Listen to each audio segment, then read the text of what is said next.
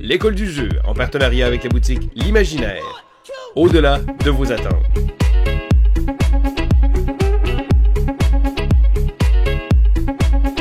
Bonjour, on est Décrescendo, c'est Vince de l'école du jeu et aujourd'hui je vous présente mon Quoi de neuf Vince du mois de juillet 2019. Je le sais qu'il est tard, je m'en excuse, on est quasiment à la mi-août dans le fond. Et j'ai pas encore fait mon Quoi de neuf simplement parce que j'étais au Gen Con. Par contre, je veux vraiment mettre l'emphase sur le fait que ce sera mes jeux que j'ai joués dans le mois de juillet. Je ferai une petite récapitulation des jeux que j'ai joués à Gen Con dans une autre vidéo qui suivra très prochainement sur la chaîne. Si ça vous intéresse, en fait, si ça vous intéresse pas d'écouter la vidéo au complet, je vous comprends, c'est long, je parle beaucoup et des fois je parle de titres qui ne vous intéressent pas, mais parlant de titres que je vais parler, vous pourrez trouver tous les différents jeux auxquels j'ai joué et les moments précis auxquels j'en parle dans la description de cette vidéo. Donc tout ce que vous avez à faire, c'est vous rendre dans l'espace-temps de cette vidéo au moment précis où je parle du jeu que vous voulez entendre. Autrement, il va y avoir des timestamps, des marqueurs de temps. Donc si vous êtes sur un ordinateur, vous cliquez, pif pouf, vous êtes rendu où est-ce que vous voulez dans la vidéo. Donc, sans plus attendre, on commence avec le premier jeu que j'ai joué qui se nomme Beasts of Balance, un jeu de dextérité où est-ce que les joueurs doivent coopérer ensemble dans le but de sauver différentes espèces animales. C'est un jeu qui est très particulier parce qu'il vient avec une application et un espèce de stand, un genre de truc en plastique où est-ce qu'on va avoir une sphère Bluetooth pour scanner des pièces. Et ces pièces-là vont avoir différentes utilités. Parfois, elles vont permettre de fusionner deux espèces pour créer une espèce différente, totalement unique.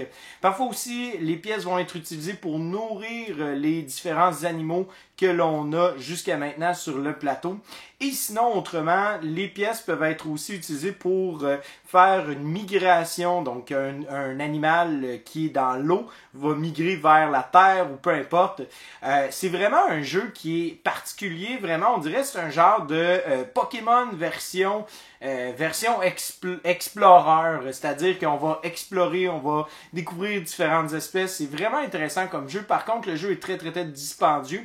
Il y a plein d'extensions qui viennent avec, donc moi j'ai juste le jeu de base. C'est un superbe jeu qui est vraiment intéressant, plaisant, facile à sortir aussi parce que tout ce qu'on a à faire, c'est de scanner une pièce et cette pièce-là va rentrer dans l'application et là après ça, il faut mettre le tout en équilibre, une par-dessus les autres ou tout simplement pour que ça reste sur le stand de départ.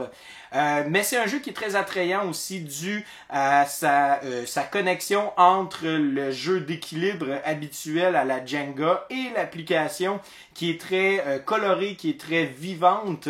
C'est un superbe jeu que je crois qui mériterait davantage d'attention et plus de médiatisation parce que malheureusement, ça a fait un petit peu feu de paille ce jeu-là. Mais sérieusement, si vous avez la chance de vous procurer ou même d'essayer ce jeu-là, je pense qu'il en vaut grandement la peine. Ça a le super gros pogné. Moi, en gros, j'ai joué à ça avec des adolescents qui venaient ici parce que leur mère nous faisait une présentation pour des assurances. Et les jeunes, ils étaient un peu en train de sur leur téléphone. Ils étaient vachés dans le salon, ils savaient pas trop quoi faire. J'ai fait, écoute, on va sortir un jeu, on va jouer ensemble. Et là, ça a été le gros party. Ils ont vraiment eu du plaisir au bout.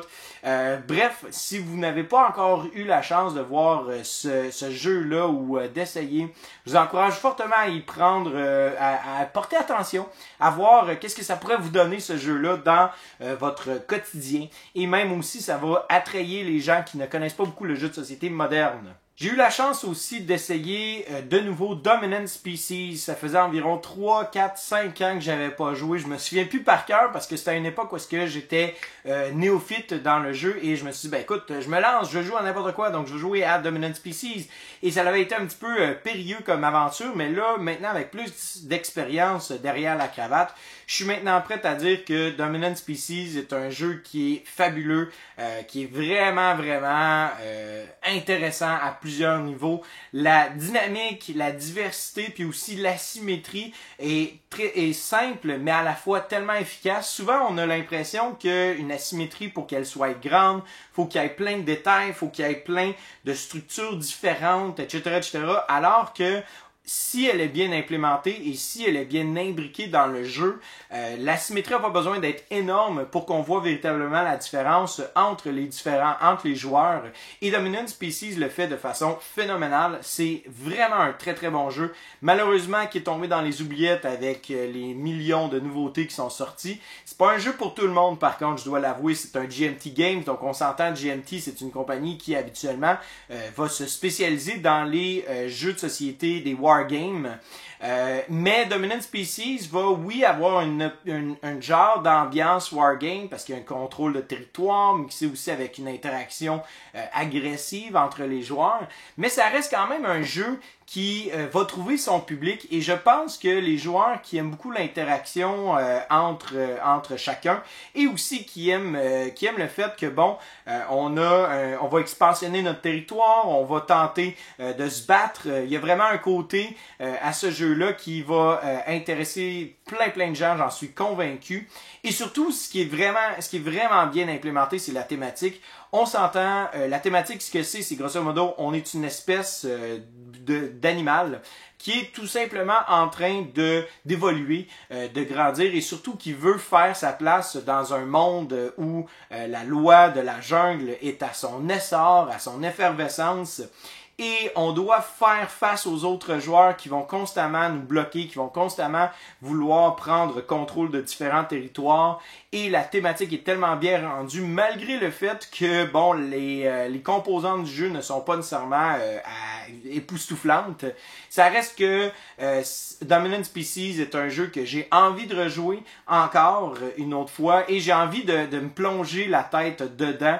Et surtout, je pense que c'est un jeu qui, encore une fois, va trouver un public très très cible. Vraiment là, un superbe jeu Dominant Species, je vous le recommande si vous aimez les jeux de contrôle de territoire et les jeux agressifs un petit peu. J'ai aussi l'opportunité de jouer à Fuji. J'ai seulement joué 2 parties ce mois-ci, donc c'est très difficile pour moi de vous donner une opinion précise sur qu'est-ce que je pense du jeu parce que j'ai l'impression que le jeu offre davantage que qu'est-ce qu'il semble présenter en surface. Donc je pense que c'est un jeu qui va vraiment encourager les joueurs à jouer de plus en plus de parties parce qu'il mélange différentes mécaniques ensemble qui sont très intéressantes. C'est un jeu coopératif de déduction sociale. Il n'y a pas de traître. Où est-ce que les joueurs vont avoir un paravent et on va lancer nos dés derrière ce paravent-là. Et il va falloir se déplacer sur des cartes parce que nous sommes pas des explorateurs, mais on est des touristes qui contemplons un volcan. Et là, présentement, le volcan tombe en éruption, donc on doit se déplacer d'une carte à l'autre pour rejoindre le prochain village.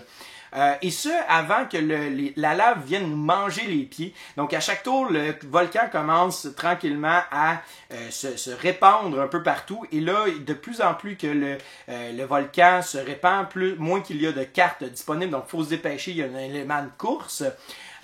Et l'aspect, en fait, déduction sociale est vraiment ancré dans qu'est-ce que les autres joueurs ont roulé derrière leur paravent.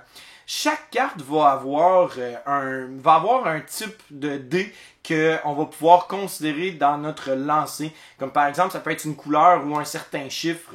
Et s'il y a plusieurs joueurs qui se retrouvent sur cette tuile en question, eh bien, va falloir que on ait le plus haut chiffre, le chiffre le plus élevé. Parce que si on n'a pas le chiffre le plus élevé, eh bien, il y a juste un d'entre nous qui va avancer. Et comme j'ai dit, c'est un jeu coopératif parce que si à un moment donné, il y a un joueur qui se fait prendre par la lave, eh bien, tout le monde a perdu. On veut donc s'assurer que les joueurs avancent de façon coopérative, donc tous ensemble, petit à petit, pour qu'on puisse rejoindre tous le village ensemble et qu'on soit sain et sauf. Je sais pas pourquoi est-ce que ce serait sain et sauf d'aller dans un village qui a une éruption, parce que l'éruption ne va pas comme « Ah, ben il y a un village, je vais passer à côté. » Mais c'est pas grave, ça c'est un détail. Mais il y a vraiment plein de petits trucs intéressantes, des mécaniques qui sont implémentées qu'on voit pas souvent. Et il y a un système de cartes aussi qui mérite davantage de parties pour vraiment bien l'utiliser à son plein potentiel. Il y a plein de petites choses qui sont hyper intéressantes, mais comme je dis, je pense que j'ai l'impression qu'il faut falloir que je joue plusieurs parties pour vraiment me faire une tête sur ce jeu-là.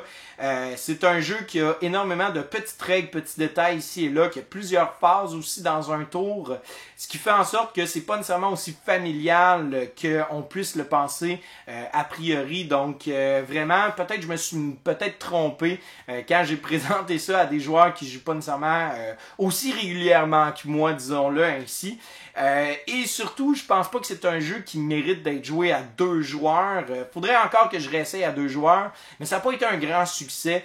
Quand j'y ai joué avec ma femme, ça n'a pas été aussi trillant que quand on a joué à 4. Bref, je ne suis pas encore convaincu de où est-ce que mon opinion se réside, mais certainement il y a quelque chose vraiment d'intéressant, de plaisant, de le fun. On continue avec un jeu de Wolfgang Kramer, l'auteur derrière Tikal 2 Mexica, je pense qu'il a fait Colosseum. En tout cas, c'est un gars qui en a fait une tonne et quart dans les années 70, 80, 90, un petit peu 2000, là, il est plus tranquille ces derniers temps. Ça s'appelle Emlich und Co. Donc Emlich NCO. Donc c'est un jeu de déduction sociale où est-ce que chaque joueur va recevoir une carte en début de partie qui va leur dire une nation que nous sommes. Et il va y avoir 7 différentes nations. On roule un dé et ça nous donne un résultat. Comme par exemple, si j'ai 6 sur mon dé, ben je peux faire 6 déplacements. Donc je pourrais déplacer une nation de 6 espaces, une nation de 3, l'autre de 3, une de 4, une de 2, ou 6 nations de 1 espace chacun. Et la raison pour laquelle on veut avancer dans ce parcours dans le sens des aiguilles d'une montre, c'est que certains bâtiments sur certains espaces vont nous valoir davantage de points, parce que le but du jeu, c'est d'avoir le plus de points possible. Il y a des twists intéressantes, vraiment, là, des tournures de jeu qui sont vraiment, vraiment cool. Comme par exemple, si c'est une nation qui n'est pas assignée à un joueur autour de la table, ben, toutes les nations perdent ensemble.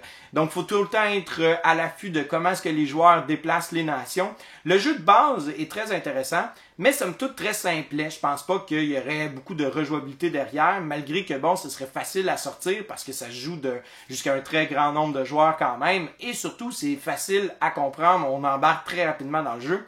Mais la nouvelle édition vient ajouter des cartes où est-ce qu'on va pouvoir avoir l'opportunité d'obtenir des cartes en main et pendant le tour des autres joueurs ou pendant notre tour, on va pouvoir jouer ces cartes-là.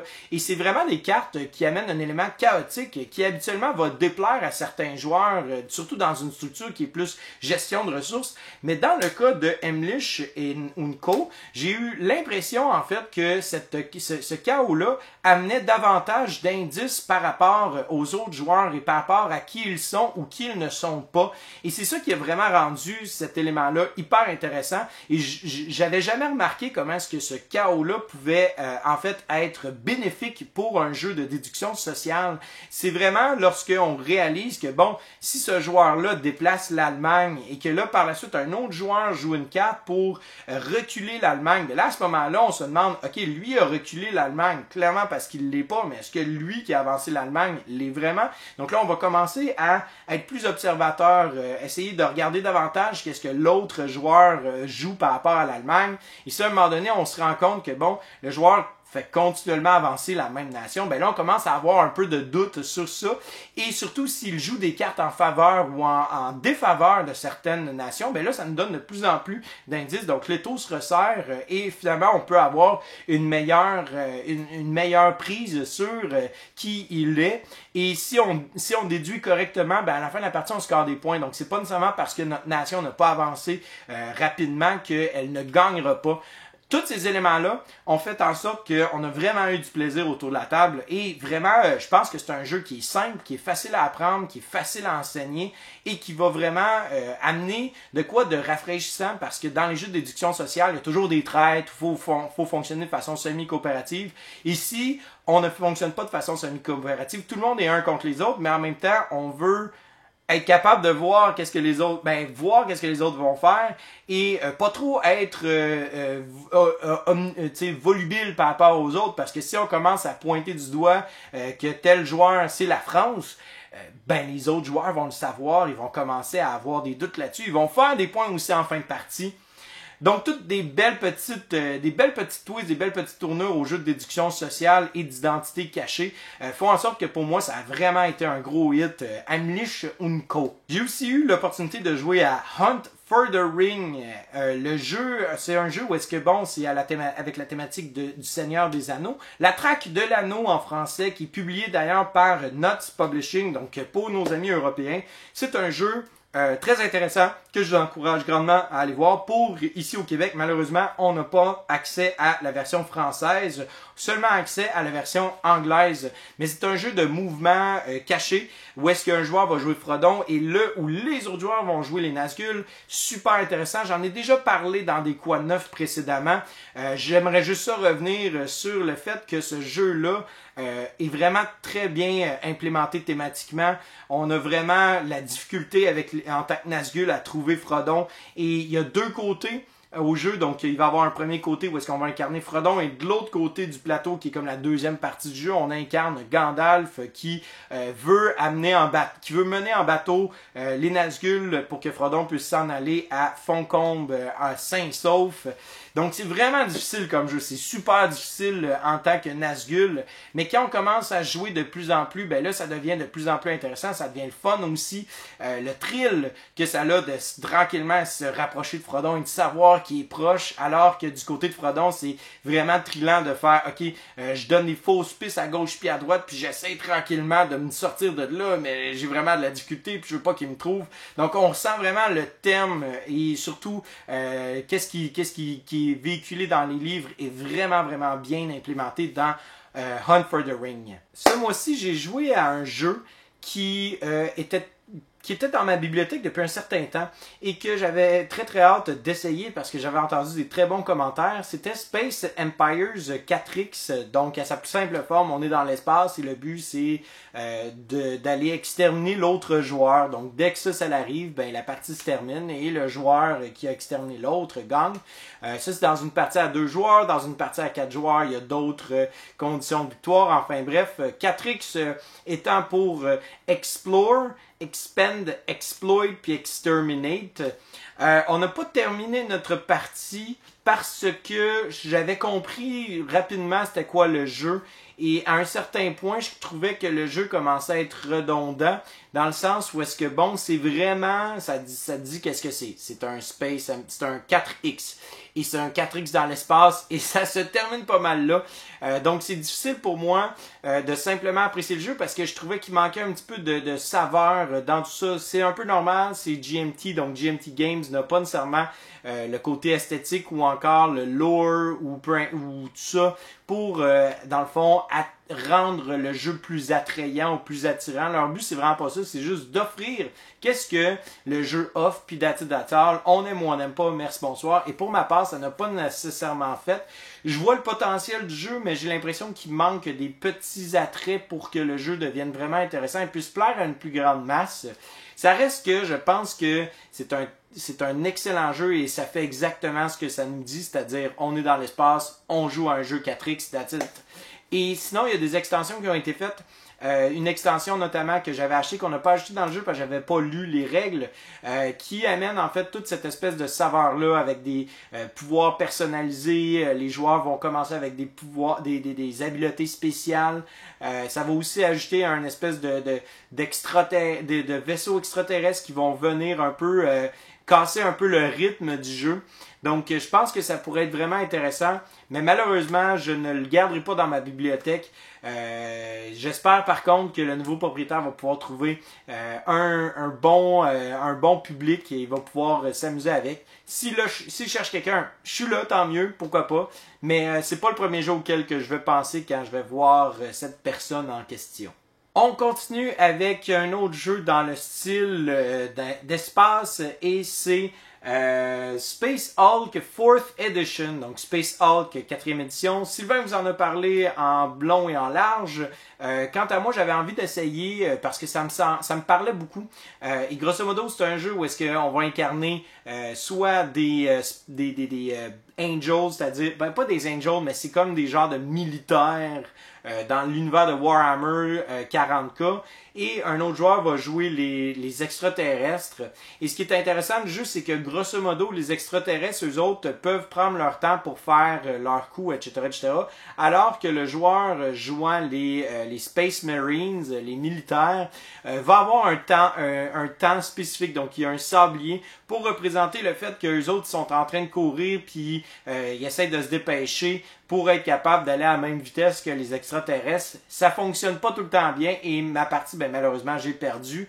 Mais c'était quand même le fun, c'est vraiment intéressant et j'aimerais ça, en fait, retourner à ce jeu-là, trouver un joueur avec qui je peux jouer de façon régulière, faire tous les différents scénarios parce que je pense que le jeu peut offrir vraiment une belle variété et surtout, j'ai trouvé le jeu très thématique. J'ai trouvé que vraiment, on embarque dans le thème, on devient stressé aussi en tant que joueur qui joue les militaires. C'était vraiment, vraiment le fun comme expérience. La seule chose, c'est que je sais pas si ça va sortir régulièrement. C'est quand même un jeu qui est difficile et qui est très niche.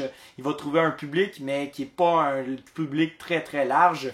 Mais enfin, bref, j'aimerais ça le réessayer si possible et faire un autre scénario, voir comment est-ce que ça peut se conclure toute cette belle histoire-là. Je continue avec Super Motherload. Donc, Super Motherload est un jeu de draft et de deck building où est-ce qu'on va en fait placer des tuiles sur un plateau commun, on va récupérer des ressources dépendamment de qu'est-ce qu'on a caché avec nos tuiles et ces ressources-là vont nous permettre d'acheter différentes cartes. Ces cartes pourront être achetées dans notre deck pour être capable de faire pogner des plus grosses tuiles et pouvoir utiliser des bombes pour faire exploser différents endroits, etc., etc. Et la partie se termine après un certain temps quand on a passé à travers, je pense, 2 ou 3 plateaux et on va compter nos points. Donc, toutes les cartes qu'on a en main valent des points plus celles dans notre deck et le joueur ayant le plus de points gagne. Je crois que c'est un jeu qui est vraiment intéressant et surtout qui offre un style deck building très différent de ce qu'on entend et il y a un côté très vidéo game. Je pense que d'ailleurs c'est un jeu qui est basé sur un jeu vidéo. Donc on a vraiment ce principe-là où est-ce qu'on a des stacks de cartes, donc des piles de cartes devant soi et on va sélectionner les différentes cartes que l'on veut. Donc il y a quand même une belle rejouabilité, je pense, par rapport à ça. Le petit problème peut-être un peu mineur, c'est que j'ai trouvé que le jeu était très limité dans le sens qu'à un moment donné, on a l'impression de juste refaire la même chose encore et encore. Mais c'est juste une impression personnelle. Il faudrait que j'y rejoue pour être sûr certain de confirmer ça. Mais à un moment donné, bon, j'avais l'impression qu'on était rodé puis on savait qu'est-ce qu'on faisait puis on faisait juste rinse and repeat comme on dit. Donc rincer et répéter la méthode. Donc pourquoi pas y rejouer une autre fois, peut-être faire une critique aussi de ce jeu-là parce que je pense qu'il y a une extension qui s'en vient bientôt. Wouh, une extension. Donc ce serait intéressant de voir qu'est-ce que l'extension va ajouter au jeu. Il pourra peut-être en fait justement venir contrevenir à ce problème mineur que je vois, c'est-à-dire la répétition dans le jeu. Et là, mon méga gros coup de cœur du mois de juillet, ça a été Tammany Hall. Ça faisait longtemps que j'avais ce jeu-là et qui traînait dans ma bibliothèque et que les gens me disaient « Oh, attention, ça va être un méga gros jeu, c'est de la magouille politique, puis tatati tatata. » Et moi, je m'attendais à un jeu vraiment, vraiment complexe avec plein de règles. Finalement, c'est un jeu qui a 7 pages de règles et qui est très accessible, facile à comprendre. Et quand on commence à jouer, ben là, ça commence à vraiment bien s'imbriquer. J'ai vraiment, vraiment aimé ce jeu-là. Premièrement, je trouve que, tu sais, je parle beaucoup de Sidereal Confluence et là où Sidereal Confluence, c'est une expérience un peu communautaire où est-ce qu'on travaille avec les autres, on va échanger des cubes et que ça devient vivant juste en échangeant des cubes. Et bien là, le jeu devient vivant à cause de la magouille que l'on va faire avec les autres joueurs et tout ça grâce à partir de cubes et d'un plateau plutôt mat. Donc ce jeu-là mériterait probablement une petite retouche actuelle au niveau de l'esthétique, mais ça reste que le jeu est vraiment, vraiment fabuleux. Il y a plein de petites choses, de petites mécaniques qui s'imbriquent ensemble et qui viennent vraiment donner un sens à tout. Chaque fois que je vais faire une action, ça va influencer le reste des situations, ça va influencer les autres joueurs, comment est-ce qu'ils vont jouer, ça va influencer tout le monde autour du plateau de façon notoire. C'est vraiment, vraiment incroyable à quel point que l'on a un impact sur la table, sur les joueurs, sur qu'est-ce qui se passe, qu'est-ce qui va se passer. Donc, il y a vraiment toute cette espèce d'élément-là interactif qui est là à chaque coup, à chaque action que l'on fait. Et c'est peut-être pas visible au départ, on a peut-être juste l'air à placer des cubes, mais après une deuxième partie, je peux définitivement confirmer que c'est vivant et c'est très présent dans le jeu, cet aspect d'interaction-là. J'ai vraiment hâte de le ressortir, j'ai hâte d'y rejouer, et c'est le genre de jeu que ça peut être difficile si c'est notre première partie ou si ça fait 6 parties que l'autre joueur joue et que là on commence. De mon côté, j'aime toujours ça, mettre au parfum les gens par rapport au jeu, donc leur donner différentes stratégies, leur donner différentes opportunités. Évidemment, je leur donne toujours des opportunités qui les aident, parce que sinon je serais pas fin. Des fois non, mais ça c'est à eux un moment donné de discerner, c'est plus mon problème rendu là. Mais blague à part, c'est vraiment un jeu qui pourrait probablement arriver dans mon top 10, là, tellement que j'ai vraiment aimé ça. Ça se peut que non, mais pour l'instant, je n'ai que hâte de le remettre sur la table et de jouer à 5 joueurs, parce qu'on a juste joué à 4. Mais de voir comment est-ce que l'interaction se crée à 5 joueurs, ça me donne envie là, d'essayer vraiment, voir qu'est-ce qu'il y a d'avantage dans ce jeu-là. Sinon, j'ai joué aussi à The Ancient World de Ryan Laukat. Ça faisait longtemps, je pense, que j'avais pas joué à de jeux de Ryan Laukat et j'ai beaucoup aimé The Ancient World. J'ai trouvé que c'était un jeu qui était fabuleux. Esthétiquement parlant, c'est wow. Aussi, les mécaniques reliées avec le thème, vraiment bien fait.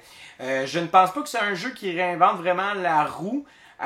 Peut-être au niveau du placement d'ouvriers, mais encore là, c'est un concept qui est simple, qui est efficace. C'est pas un achat pour moi, simplement parce que je ne sais pas à quel moment je voudrais sortir ce jeu-là. Ça m'a pas charmé au point de faire comme « Ah, j'ai envie de sortir ce jeu-là à chaque fois qu'on va jouer à un jeu de société chez nous. » Mais je pense que il va trouver son public, il va trouver des gens qui ont envie de jouer, de rejouer, de voir les différentes choses qui sont vraiment les petits détails, comment bien ficeler tout ça ensemble et voir comment est-ce que le jeu peut vraiment donner une belle exposition, non seulement au thème, mais aussi au niveau mécanique, parce qu'il y a des choses qu'on n'a pas vraiment utilisées pendant notre partie, qu'on aurait peut-être pu utiliser davantage si on connaissait plus le jeu. Mais quand même, j'ai hâte je dirais pas non à une prochaine partie, ça c'est sûr certain. JP d'ailleurs vient de recevoir une copie qui vient du Gen Con, donc vous allez probablement voir la boîte passer sous peu. Je vous encourage fortement à aller voir l'esthétique de ce jeu-là, c'est incroyable, vraiment là, Monsieur Laukat a une plume extraordinaire, non seulement au niveau des mécaniques évidemment, mais aussi au niveau de l'esthétique. C'est vraiment ça qui rend ces jeux flamboyants, c'est l'univers que chaque jeu présente en soi. De plus en plus, il y a des roll and write sur le marché parce que c'est devenu un mouvement qui est très populaire. Mais il y a eu beaucoup de roll and write avant le mouvement. Hein? Et un d'entre eux que j'ai eu l'opportunité d'essayer, c'est Castles of Burgundy de Dice Game. Et je dois avouer que j'ai vraiment été flabbergasté. J'ai été vraiment étonné. Je m'attendais pas à aimer autant ce jeu-là. Je m'attendais pas à être devant un casse-tête aussi imposant que ça. C'est super simple, mais le hasard dans ce jeu-là est tellement difficile à contrôler. Puis il y a pourtant plein de manières de le faire, là. Il y a plein de manières de le contrôler, mais t'es souvent soumis au rouler des dés. Mais c'est tellement bien fait et j'aime le fait que il y a comme un juste milieu dans le jeu.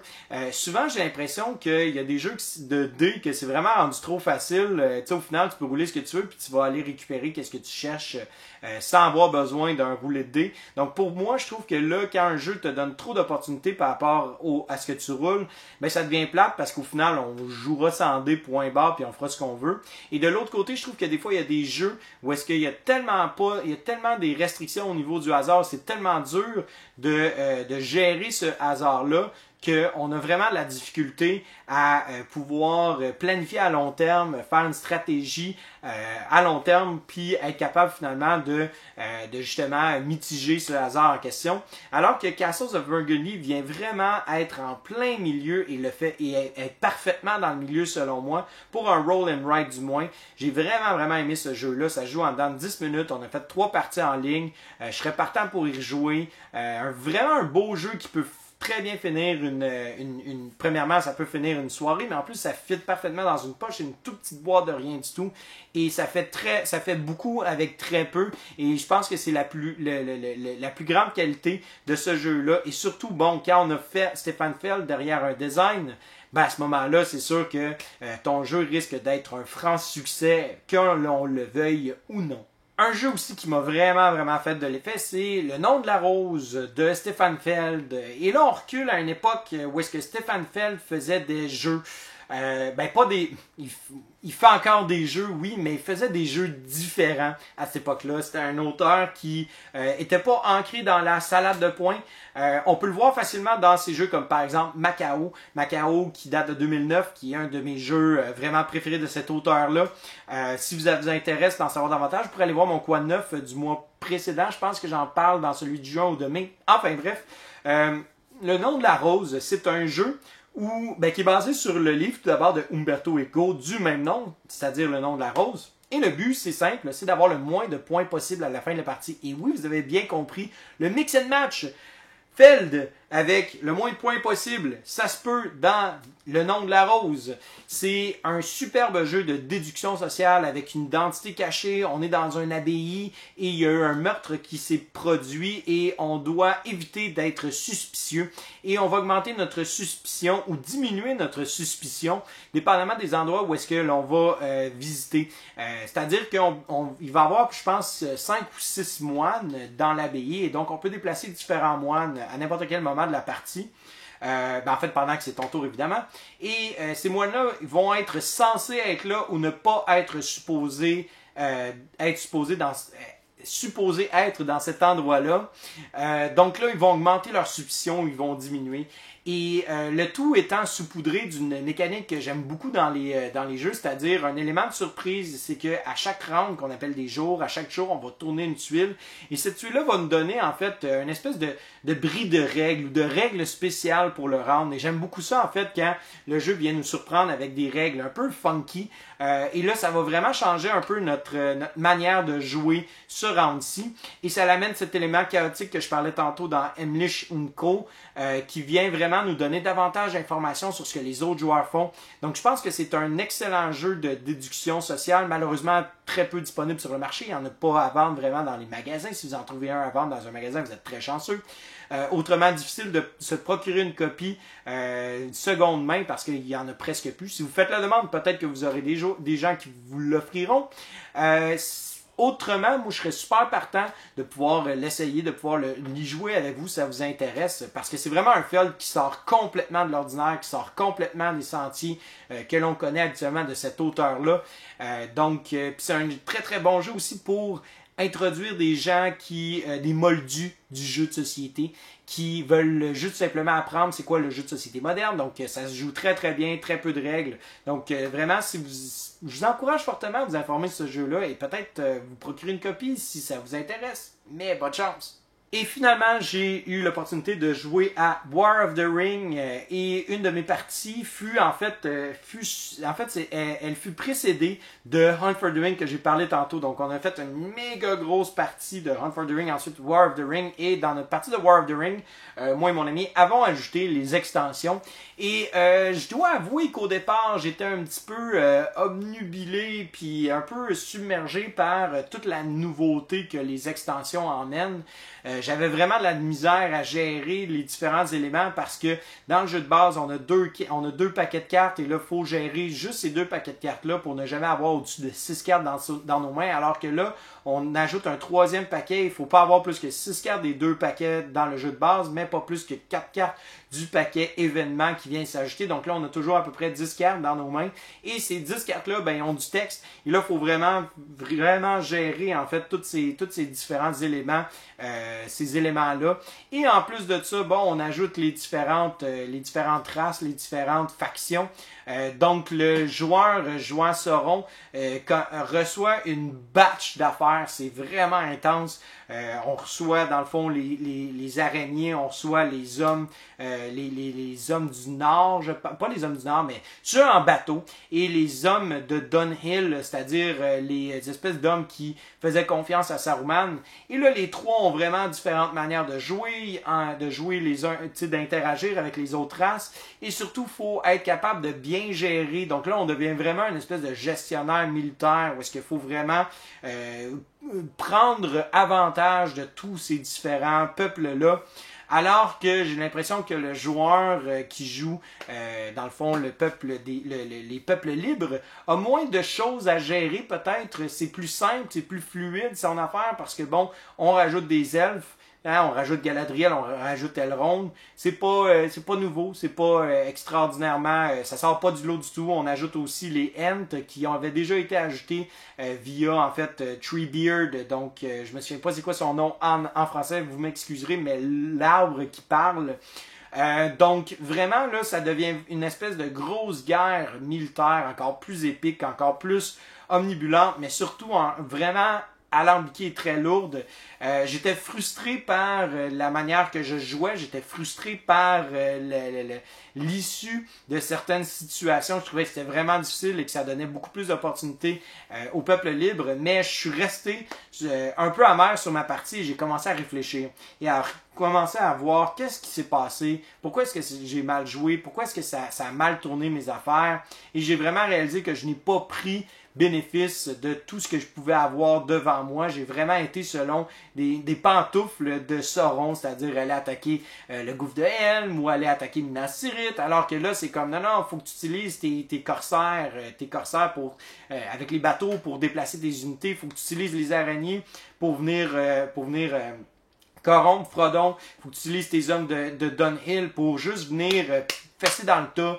Fait que là, il faut vraiment que tu prennes connaissance de ça et que tu assimiles l'information. Et ta deuxième partie risque d'être plus alléchante, plus intéressante. Bref, je n'introduirai pas quelqu'un avec les extensions, ça c'est sûr, mais un joueur qui est habitué puis qui est rodé dans ce jeu-là, pour moi, c'est sûr certain que les extensions peuvent devenir quelque chose qui va raviver notre flamme pour le jeu. Et j'ai très très hâte de rejouer et je suis très amer et cette fois-ci, je vais planter l'autre, je le sais, je le sens, parce que les peuples libres ne méritent pas de gagner, ils méritent de perdre et de tomber sous le courroux du mal. C'est ce qui conclut les jeux joués en mois de juillet. Maintenant, au niveau de mon mois de juillet, bon, je me suis préparé pour aller à Gen Con, évidemment. Donc, tout ça, c'est bien terminé. Je ne parlerai pas du Gen Con, comme j'ai mentionné dans mon introduction, simplement parce que je vais faire une vidéo vraiment récapitulative, unique en soi. Pour ce qui est du mois de juillet, ben on est tombé, je suis professeur, donc on est tombé dans nos congés d'été. J'ai travaillé énormément fort, je dirais vraiment, pour préparer le Gen Con, pour être prêt, puis m'en aller, savoir où est-ce que je m'en allais directement, dans quel endroit, puis surtout quelle compagnie j'allais contacter. On a vraiment été très actifs aussi au niveau de la chaîne. On a fait beaucoup de vidéos sur différents sujets, notamment le top 10 des jeux que j'attendais le plus à Gen Con. Si vous n'avez pas écouté cette vidéo, ben ça vous informera sur peut-être les jeux qui vont s'en venir sur la chaîne. Autrement, des jeux que je veux couvrir bientôt, bien évidemment tous les jeux du Gen Con, mais sinon j'aimerais ça vraiment faire une couverture du jeu Tamanial. Je pense qu'il mérite grandement la peine d'être observé, qu'on y jette un œil sur ce dernier parce que c'est un jeu qui est vraiment bon, très solide.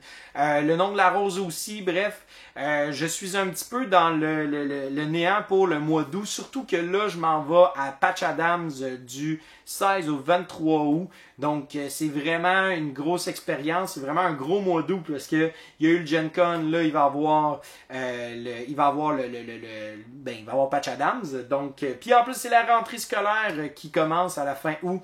Énormément de choses, on verra ce qu'il en est pour les vidéos qui vont être tournées. Je vais vraiment selon c'est quoi le bon timing de toutes les choses. Alors voilà, c'est ce qui conclut pas mal mon coin neuf. Donc si vous avez aimé, laissez-moi un pouce vers le haut. Si vous n'avez pas aimé, ben laissez-moi un commentaire. Si vous n'êtes pas d'accord avec mon opinion sur certains jeux, laissez-moi un commentaire. Ça va me faire plaisir de discuter avec vous et qu'on puisse dans le fond clarifier certains points. autrement, je vous encourage grandement à laisser un petit pouce vers le haut, ça fait du bien. Je pense que je l'ai déjà dit. On va passer à d'autres choses. Ensuite de ça, abonnez-vous à notre chaîne. Likez-nous sur Facebook et suivez-nous sur Instagram. On publie des photos, on fait des lives Facebook aussi. On a fait beaucoup de lives pour le Gen Con, donc allez voir ça. Et sur ce, je souhaite à vous et vos amis un bon jouage.